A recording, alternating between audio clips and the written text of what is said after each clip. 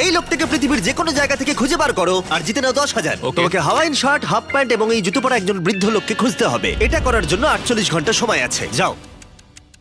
আমি যাব ওকে আমি এখন যাচ্ছি কাবো, কারণ আমার ছবি দেখে মনে হচ্ছে লোকটা সমুদ্রের কাছাকাছি থাকে। আমি এই মিস্টার ইমোজি গাইকে খোঁজার জন্য যা খুশি তাই করতে পারি। যখন আমি প্রথম মেক্সিকো গেলাম, প্রথমেই আমি একটা বোট রেন্ট নিলাম। আমি অনেকগুলো বয়স্ক মানুষ দেখলাম, কিন্তু কেউ তাদের মধ্যে হাওয়াইন শার্ট পরেছিল না। ওরা ওখানে অনেকজন ছিল, কিন্তু তাদের মধ্যে কেউই একটা হাওয়াইন শার্ট পরেছিল না। আমি একটা পারফেক্ট ম্যাচ খুঁজে তো পেলাম, কিন্তু উনি এটা খেলতে চান না।